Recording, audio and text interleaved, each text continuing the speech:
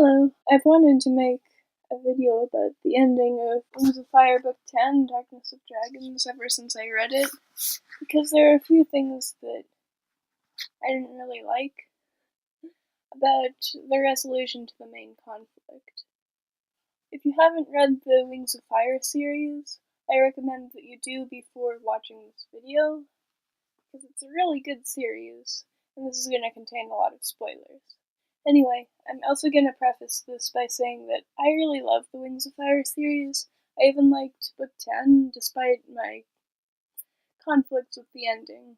Anyway, I guess I'll also say that Quiet Rage made a video making a lot of the points that I intended to make in this video before I did, and honestly said things a lot better. So I abandoned making a script for what I planned to say, and instead I'm gonna link to her video if you want a better video explaining some of the other reasons why this isn't the best ending.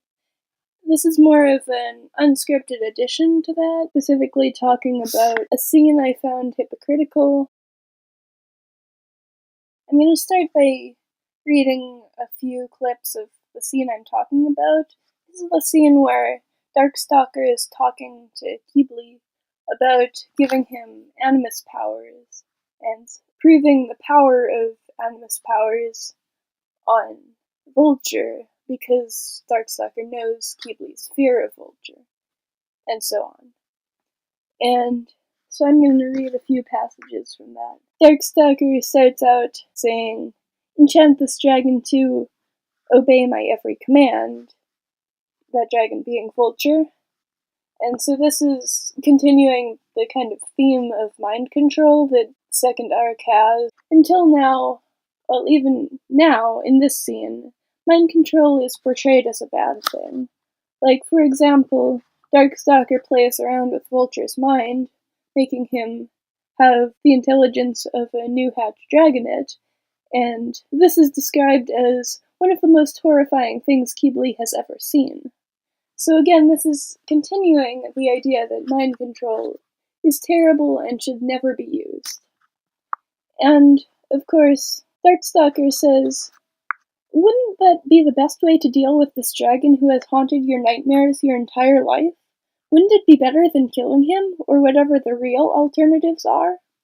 "Yes," Keebly's heart whispered again. So, Darkstalker makes the argument that Vulture is very dangerous, and honestly, if he's left to continue on, he's probably going to cause the deaths of countless dragons. And magic can improve a dragon. He says, "We could turn your grandfather into the kindest dragon in the Scorpion Den.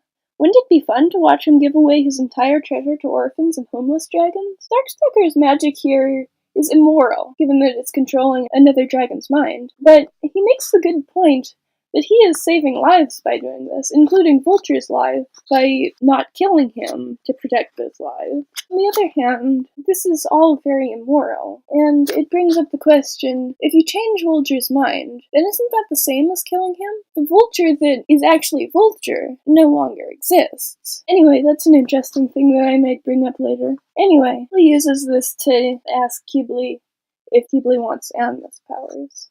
And Keebly refuses, because that's what the entire book has been leading up to. So this whole scene has been Keebly kind of wondering if it's worth it to use mind control for a good purpose. Basically, to do a bad deed with a good intention and good results. And his answer is no. So then, in the next scene, with Darkstalker, it shows Darkstalker's defeat. So basically, on Moon and Kinkajou and Foeslayer outline a possibility that they could change Darkstalker's mind and body so that he is a different dragon and a new chance at being a good dragon.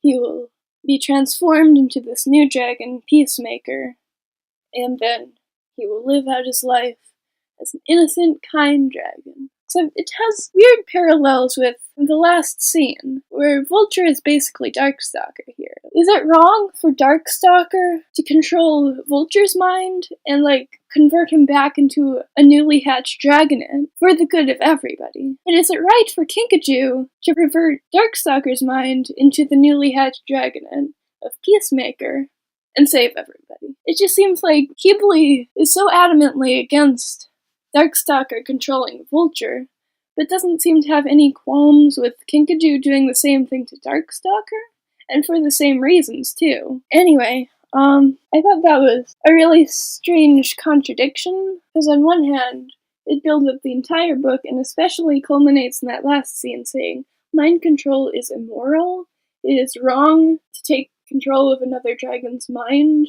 for, even good reasons, or even if it did good things. That seemed reasonable, and then it culminated with Keebly outright saying no to Darkstalker. And then it's immediately contradicted by the resolution to the entire main conflict. Anyway, there's also, I think this could be solved if there were a moment when Darkstalker, submitted to them and accepted becoming Peacemaker, and then I could live with the contradiction of the mind control as bad thing, because all the other mind control has been against the dragon's will. And then they could still have a similar ending, but not contradict their main themes.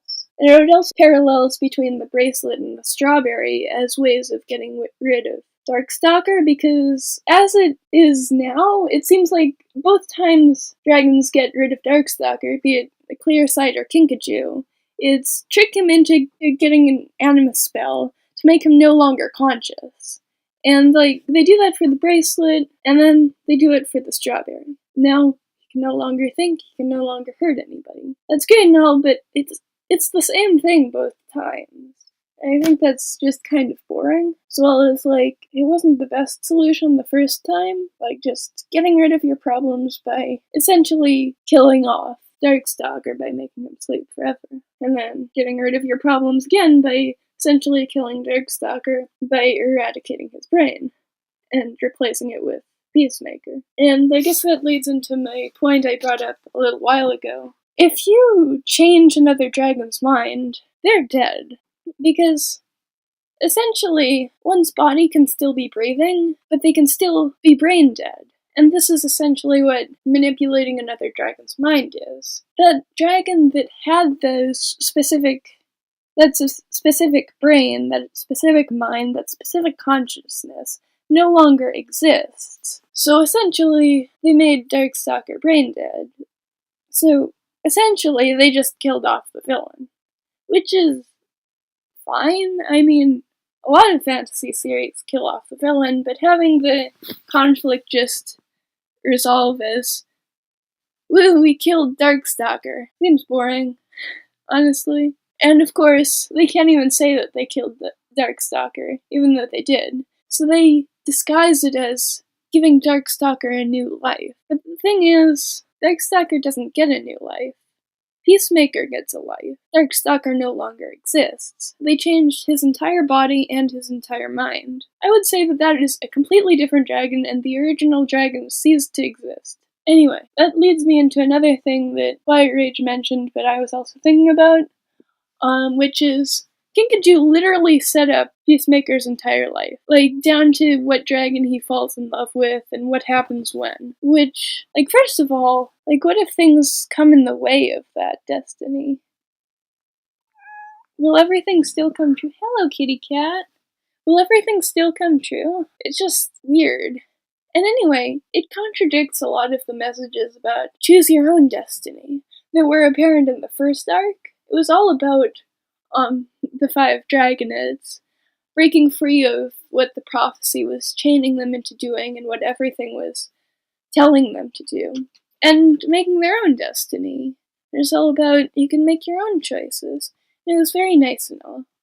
And though Peacemaker might not know that his life is entirely set out for him, it is. He can't actually choose anything now. Not really. Kinkajou, it's really hypocritical, but Kinkajou enchants him to fall in love with a certain dragon. Let me see if I can find this.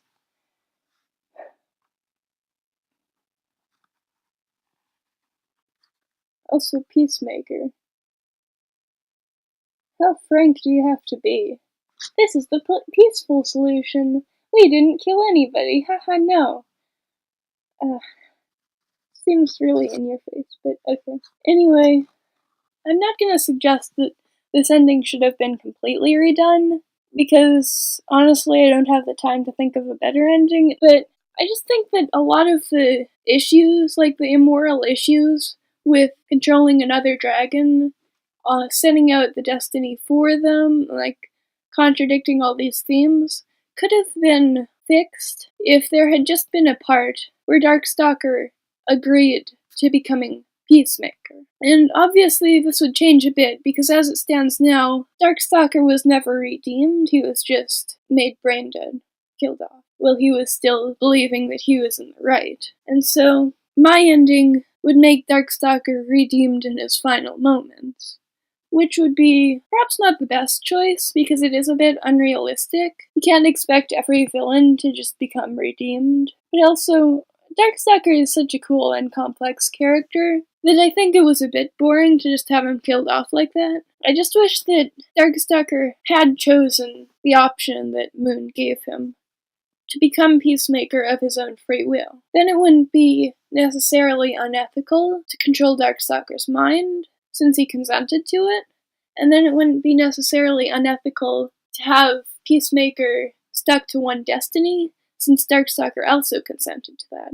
But of course you could make the argument that Peacemaker is a completely different dragon than Darkstalker, and Darkstalker consenting to Peacemaker having a specific destiny does not fix that issue. But I still feel like that'd be at least a little better, because it wouldn't have that immediate contradiction of the vulture scene, saying, hey, it's not okay to control even a very bad dragon for good intentions, because that is immoral. And then immediately going and having that be the conclusion to the entire series, or series arc. Anyway, I've been rambling for a while.